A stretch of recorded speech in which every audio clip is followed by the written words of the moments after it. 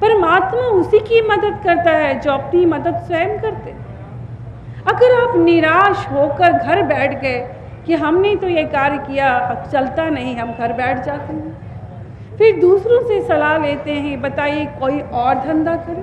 जब आप एक कार्य को ही करने में सक्षम नहीं हो सके, कोई हिम्मत नहीं जुटा सके, पहले में हार गए, आप कैसे उम्मीद करते हैं कि दूसरे कार्य को फिर से आप शुरू करेंगे?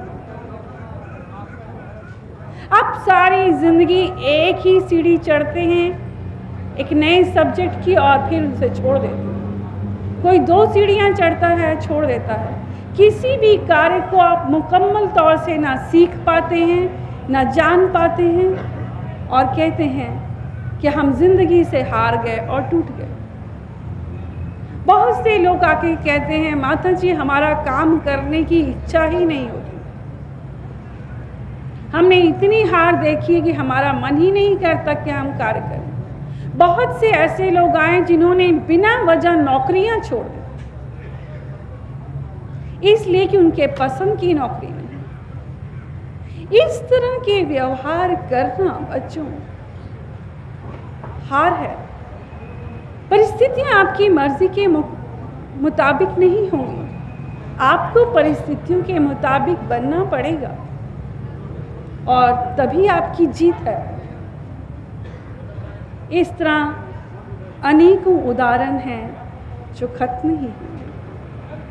समय को मद्देनजर रखते हुए अब ये बताना चाहेंगे कि ये तो हमने मन के हार का एक पक्ष बताया कि इंसान इस तरह मन से हार जाता है।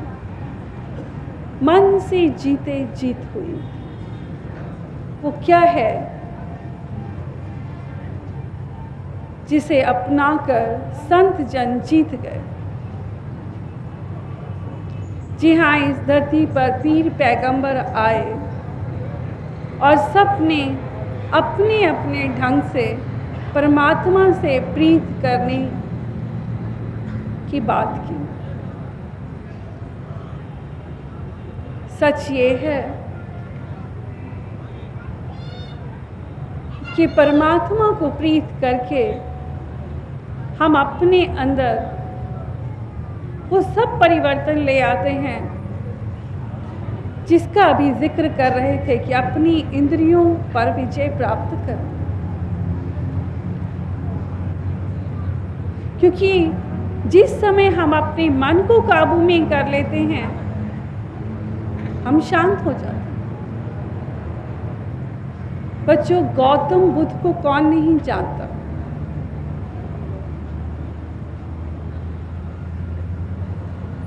आप जानते हैं गौतम बुद्ध परमात्मा की तलाश में क्यों निकले थे? वो 3 कारण थे। पहला कारण, उन्होंने किसी वृद्ध को देख लिया था और अपने साथी से पूछा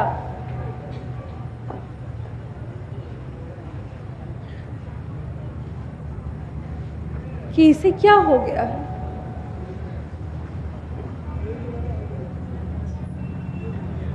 उसने बताया कि जीवन यात्रा की अंतिम सीढ़ी है। हर व्यक्ति को एक दिन वृद्ध होना है, उसे बुढ़ापा आएगा ही। थोड़ी देर में देखा वो व्यक्ति खांस रहा है, उसे चला नहीं जा रहा। गौतम बुद्ध ने पूछा इसे क्या हो गया? ने बताया ये बीमार है और ये बीमारी किसी को भी हो सकती है। गौतम बुद्ध ने सवाल किया, क्या ऐसा नहीं हो सकता कि हम इन दुखों से छूट सकें? कोई वृद्ध ना हो, कोई बीमार ना हो, और आगे चले तो देखा किसी की अर्थी जा रही है। पूछा ये क्या है? साथी ने बताया ये अंतिम चरण है, यात्रा खत्म होने पे हर एक को अपने शरीर का त्याग करना। ये तीनों बातें ये इतनी कष्टदायक लगी कि इसके उपाय को ढूंढने के लिए वो ईश्वर को प्राप्ति के लिए निकल पड़े और उन्होंने ईश्वर को पाया और लोगों को बताया कि सत्य की राह पर चलकर ही हम परमात्मा को पा सकते हैं। परमात्मा से प्रेम करें, मानवीय गुणों को धारण करें, सच्चाई और अच्छाई से जुड़े, झूठ से परे रहें, हम ईश्वर को पा सकते हैं। कहते हैं कि एक समय ऐसा आया जब गौतम बुद्ध कहीं जा रहे थे और उस समय का एक प्रसिद्ध डाकू अंगुलीमाल ने गौतम बुद्ध को बड़ी भारी भरकम आवाज में कहा कि तू ठहर जा।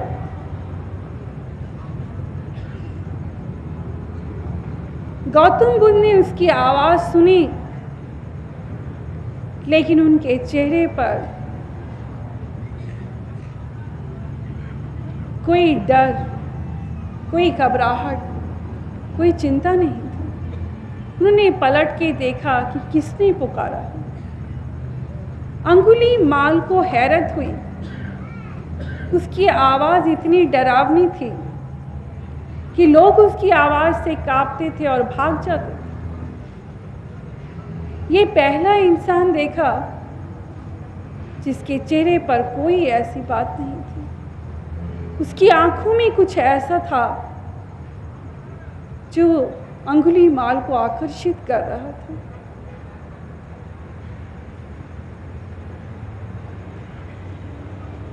गौतम बुद्ध ने कहा, मैं तो ठहर गया हूं, तू कब ठहरेगा? जानते हैं इसका अर्थ क्या था? मैं तो शांत हो गया। आज मेरे मन में किसी प्रकार का द्वेष, क्रोध, हलचल, बेचैनी कुछ नहीं है। सब कुछ ठहर गया है, सब कुछ शांत हो गया है। ये आत्मा परमात्मा में लीन हो गई है। इसलिए काहे का डर, काहे का भय, ऐसे कोई विचार जब मन में नहीं उठते, उस अवस्था को सहज अवस्था या ये कहना कि शांति की अवस्था कहा जाता है। इस छोटे से वाक्य में गौतम बुद्ध ने समझाया कि मेरा मन ठहर गया है, तू कब ठहरेगा? तेरा मन अशांत है, आज तू लोगों को सताता है, भिक्षा मांगता है और जो भिक्षा नहीं देता उसकी अंगुलियां काट कर अपने गले में पहन लेता है। इसीलिए अंगुलीमाल को लोगों ने इस नाम से नवाजा। उसके मन में अशांति है, अग्नि है, ज्वाला है, द्वेष है, पापी विचार हैं, जो ऐसे पापी कर्म कर रहा था। कहते हैं संत जन जहाँ सत्य मौजूद है, उनकी वाणी में, उनकी आंखों में वो नूर होता है, वो ताकत होती है कि वो डाकू हृदय को भी परिवर्तित कर देती है। और ऐसा हुआ। बच्चों, परमात्मा की इबादत, ईश्वर से प्रेम करना, सिर्फ आप ईश्वर से प्रेम करें, यह पहली स्टेज है। और जब प्रेम हो जाता है तो हालत ये हो जाती है कि उठत बैठत सोवत जागत एह मन तुझे चितारे। उठते बैठते सोते जागते ये मन उसी का हो जाता है, उसी का चिंतन करता है। जब हम उसके हो जाते हैं तो उसी के हुक्म में रहने वाले बन जाते हैं। वो जो कहता है अंदर से हुक्म देता है, हम आत्मा की आवाज़ सुनते हैं और उसी पे चलते हैं। हम उसकी रज़ा में रहते हैं और वो हमारी संभाल करते हैं। वो कदम कदम पे जाहिर करते हैं वो हमारे साथ है। प्रीत का रंग ऐसा चढ़ता है बच्चों कि ये हृदय, इस हृदय में प्रेम का ऐसा प्रकाश होता है कि चारों तरफ प्रेम ही प्रेम फैलता चला जाता है। इस हृदय में फिर कोई बुराई, कोई द्वेष कुछ नहीं रहता। प्रेम का उजाला आपके अंदर के तमाम अंधकार को मिटा देता है। हमारा तात्पर्य है कि वो शत्रु जिसे काम, क्रोध, लोभ, मोह, अहंकार कहा गया, वो ईश्वर की कृपा से स्वतः विलीन हो जाते हैं, मिट जाते हैं। आप उस पर विजय प्राप्त कर लेते हैं। ये हमारा अपना जातीय अनुभव है। ये प्रेम परमात्मा की अपनी ताकत कहिए या परमात्मा का ही गुण है। प्रेम ही रब है। जब हम ईश्वर से प्यार करते हैं तब उसकी दया से हमारे अंदर प्रेम का कण अंकुरित होता है, जन्म लेता है। फिर से सुनिएगा, जब हम ईश्वर से प्रेम करते हैं तब हमारे घट में उसकी दया से प्रेम का कण अंकुरित होता है, जन्म लेता है और उसी की दया से प्रेम का फैलाव होता चला जाता है।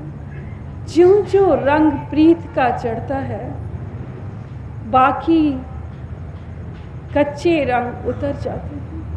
कोई कोशिश नहीं करनी पड़ती, ये काम उसका है।